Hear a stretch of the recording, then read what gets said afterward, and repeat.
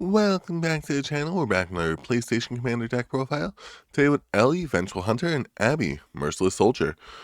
For Ellie, we have 1 black and a red for a 3-1, pay 2 life, sacrifice another creature. Ellie deals 2 damage to target player and gains indestructible to end a turn. She has partner survivors, allowing her to be in this command zone at the same time as Abby, who has 1 a red and a green for whenever you cast a spell, create a number of 1/1 black fungus zombie creature tokens named Cordyceps infected equal to the number of mana value spent to cast this, and then Abby enters the battlefield under an opponent's control.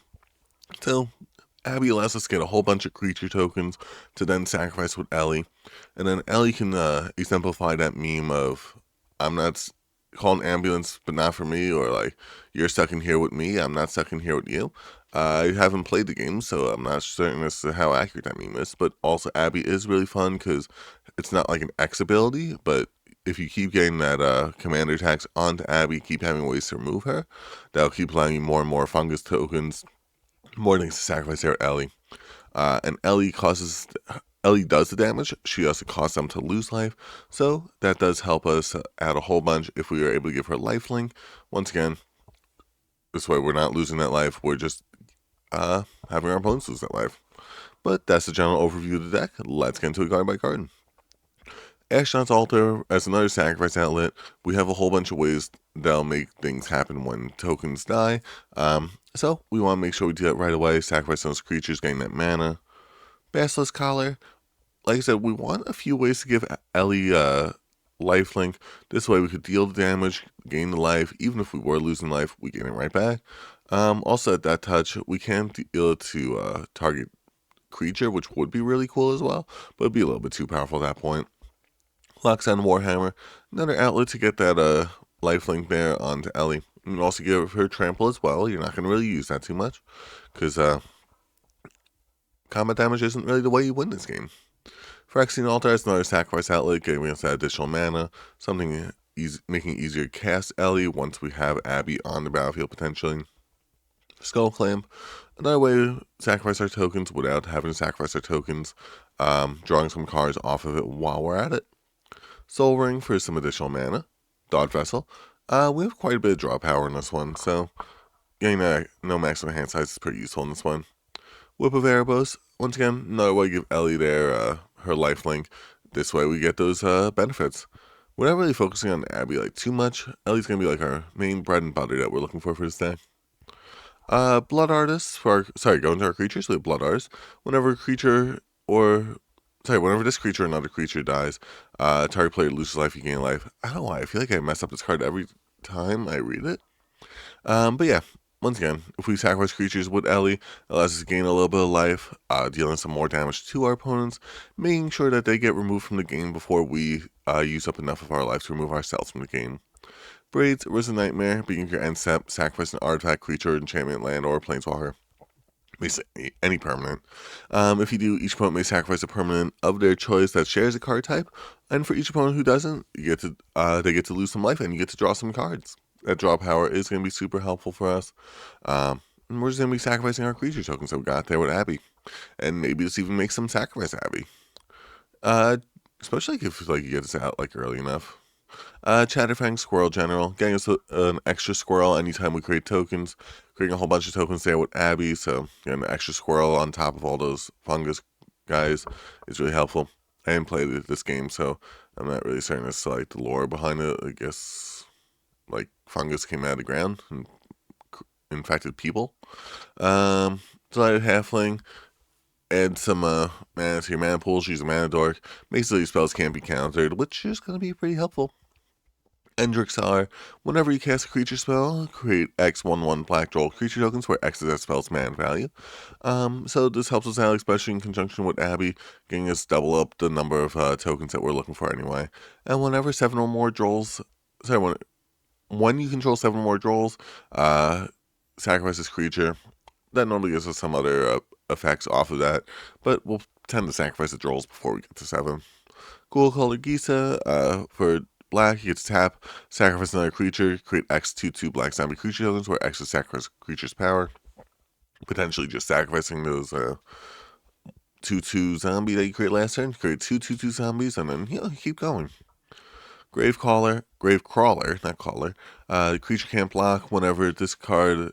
Sorry, whenever you may cast this card from a graveyard as long as you control a zombie. If you have a way to sacrifice this with like Ashnod's Altar, not Ashnod's Altar. What was it? Phyrexian Altar.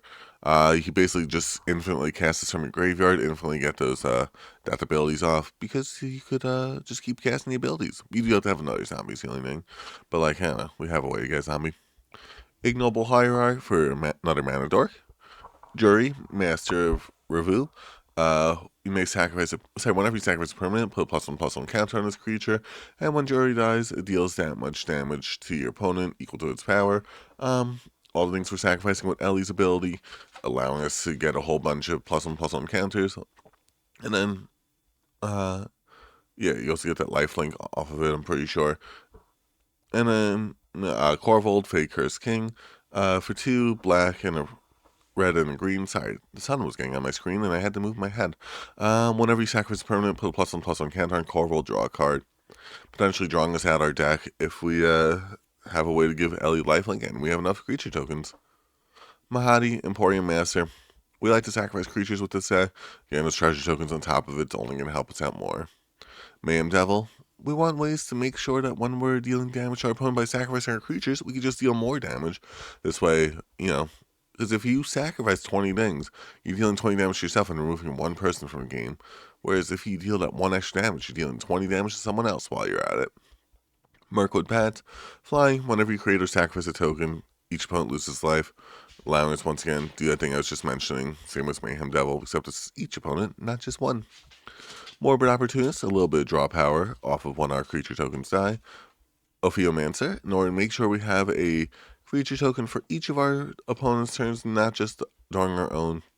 Allows them to sacrifice, making sure Ellie remains indestructible.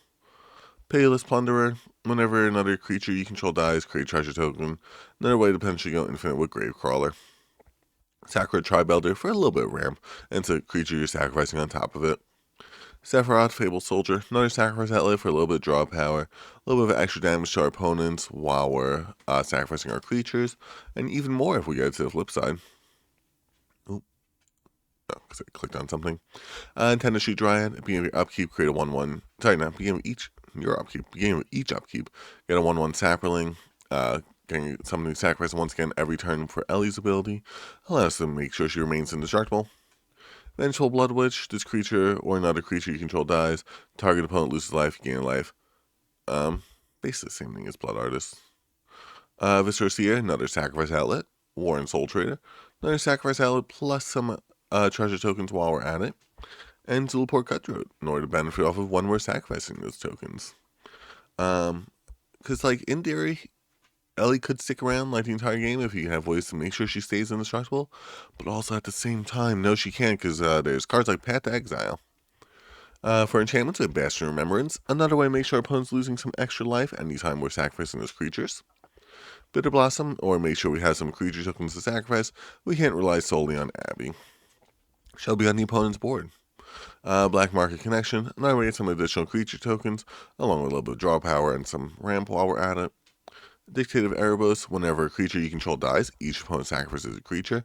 It's basically one of those things where you're just going to keep making Ellie indestructible. Keep sacrificing your creatures. Anytime your opponent got something on the board, no, they didn't. Doubling Season, we want to make a lot of tokens. This way, when Abby comes on the battlefield, let's double it up. Dreadhorde Invasion, beginning your upkeep, lose the life, get a zombie token.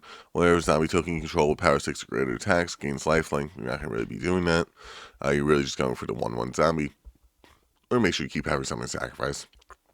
Exquisite Blood, your opponent loses life, you gain that much life. Another way to make sure that you don't get removed from the game and only your opponent gets removed from the game.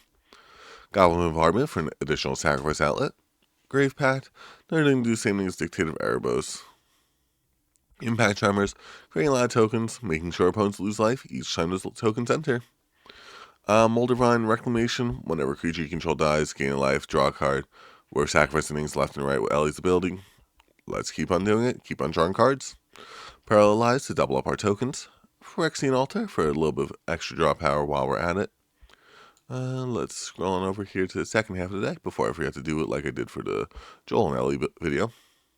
Which also, by the way, I do like this combination a lot better because it's, I don't know, I just think it's a better combination of like commanders.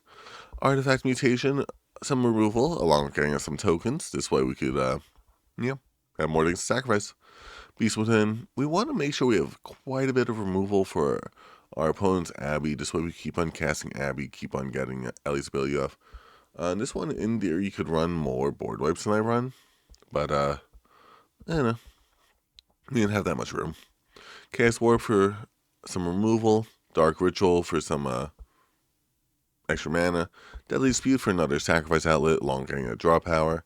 Heroic Invention for some protection. Infernal Grasp for some removal. Especially protection for Hexproof. This way we're protected against that, what's it called? Path to Exile. Plumb the Forbidden. Additional cast costs a spell and sacrifice one or more creatures. You do copy a spell for each creature sacrificed this way. Draw a card, lose a life. In theory, we could either deck ourselves out or like life ourselves out. And an untimely malfunction to redirect those path to exiles. I mean, really, we have Rogue's Passage in the lands. For Planeswalkers, we have Liliana, Dreadhorde General. Whenever creature you control dies, including our tokens, you have to draw a card, giving us some creature tokens on top of that. Each player sacrifices 2 creatures of their choice, potentially getting some more removal. Victimize for some recursion. That's right, I'm doing it backwards. Toxic Deluge for another board wipe. Toxic Deluge, another thing that can remove Ellie. To revisit for some ramp, Rampant Growth for some ramp, Nature's Law for some ramp, Farseek for some ramp, Blasphemous Eaters, and once again, can remove Ellie. And Blasphemous Act for board wipes. But that's the deck there. This combination of commanders I really like. They just pair really well together in terms of like what you're trying to do. And it's really like active in terms of like what you're trying to do, like getting your game plan going. But if you guys like the video, make sure you like the video. If you want to see more like this, make sure to like, comment, subscribe so you stay tuned for future videos. Thanks so much for watching. Hope you have a great day.